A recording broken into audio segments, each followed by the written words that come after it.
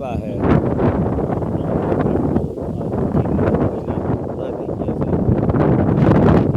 પાણીની કેસ પડે છે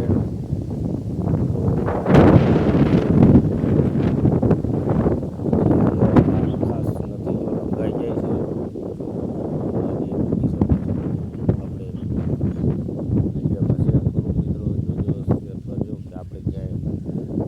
જગ્યા કે ખેડવાલાયક જગ્યા ના હોય કે નદી કાંઠે ખરાબ પડતર પડ્યા હોય ત્યાં લીમડો વાવવો ખૂબ જરૂરી છે.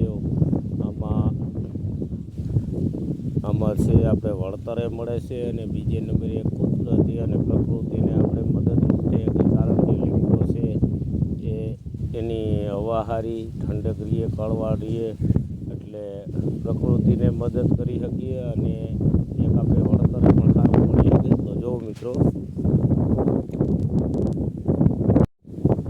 લીમડા 8 થી 9 મહિના પહેલાં આપણે વાવ્યા છે.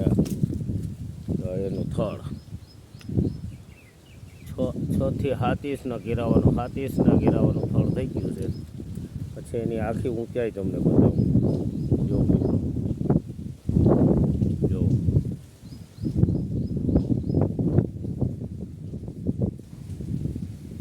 જોવાની ઊંચાઈ મારા અંદાજ પ્રમાણે આમ તો ફૂટપટ્ટીથી માપેલા નથી પણ 25 ફૂટની આસપાસ હોવા જોઈએ. મારા મોટાભાઈ કહેતા આપણે જે આ ટાંકો બનાવ્યો છે ને જે પાણીનો જે સાદી ભાષામાં કહી તો કોઠો બનાવ્યો છે એ 28 ફૂટ છે. 28 ફૂટ જેવા તો એને નાને હવે 1-2 ફૂટનો ફરક હોય એવું લાગે છે. જોતાં મને એમ થાય 25 ફૂટની ઊંચાઈ થઈ ગઈ એવું દેખાય છે. હમણાં તો પાણીની ફેસ પડી જાય છે. જુઓ આ બધા મિત્રો આ એક અવાવરું જગ્યા હતી, કોઈ બિન ઉપયોગી જગ્યા હતી. આજુબાજુમાં ખરાબ બધું આમ થોડોને હું ત્યાં રાખતું.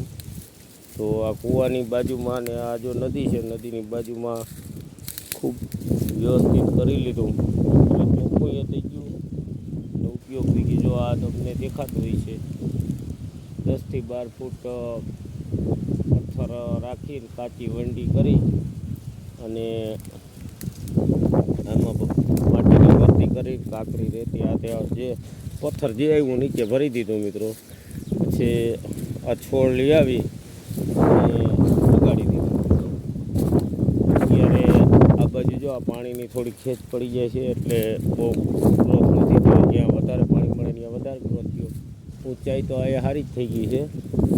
આ છેડે સાવ ઓછું પાણી મળે છે ને આ વર્ષે થોડીક પાણીની છેટુંથી ખેંચ રહી કારણ કે શિયાળુ પાકમાં ઘટતું હતું એટલે.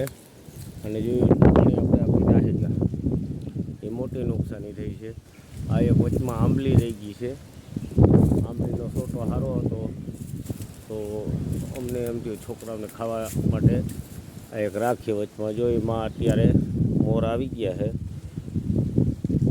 કાચા મોર નાના હતા આંબલીના ખાતા ખૂબ ખાતા. અત્યારે તો હવે એવું બધું કોઈને ભાવતું નથી. આંબલી ઉપર ચડીને ખાવા જતા, કપડાં તોડતા. લગભગ તો અડધા કપડાં લઈને ઘરે આવતા. નાનપણની મજા હતી મિત્રો. અત્યારે એ બાળકોને હવે એવું બધું કાંઈ પસંદ નથી રહ્યું. હવે મોબાઈલ પસંદ રહ્યો.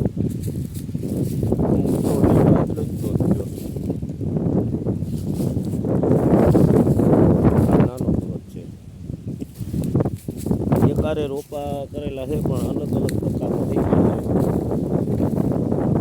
આપણે આનું કોઈ માહિતી લીધા વગરની વાવી જ દીધા છે. બીજું કાંઈ કર્યું નથી. પાણી પાયું છે એના લીધે આ બધું કદાચ થોડો ઘણો ફેરફાર થયો હોય તો મિત્રો આવું છે. ખેડૂત મિત્રો કોઈ પણ વ્યક્તિને આજુબાજુમાં અવાવરું જગ્યા પીડ્યું હોય તો સદુપયોગ કરવો હોય તો આ વસ્તુ મલબાર લીમડાનો કરવા લાયક છે અને ફાયદાકારક છે. આનો કંઈક ટનનો ભાવ 8-9 હજાર રૂપિયા ટનનો ભાવ લાકડાનો હોય છે અને 5 વર્ષમાં લાકડું કમ્પ્લીટ થઈ જાય. તો બધા મિત્રોને નમ્ર વિનંતી, શેર કરજો, સબસ્ક્રાઈબ કરજો. બીજા ખેડૂત ભાઈઓ અથવા તો કોઈને પામ હોય, કોઈને ખરાબો પડ્યો રહેતો હોય આજુબાજુમાં, તો એમાં આ ઉપયોગ કરવો સારો છે. પ્રકૃતિને મદદ કરી શકીએ. વૃક્ષ વાવો, વૃક્ષથી જીવન, પાણી લાવે, ઘણા બધા સૂત્રો આપણે ભણતા ત્યારે આવતું, અત્યારે પણ બતાવે છે. તો આપણે ફૂલની તો ફૂલની પાકડી પ્રકૃતિને મદદ કરી શકીએ અને સાથે સાથે આપણે પણ કાંઈક ને કાંઈક કમાઈ શકીએ. તો મિત્રો શેર કરજો, સબસ્ક્રાઈબ કરજો. જય જવાન, જય કિસાન મિત્રો.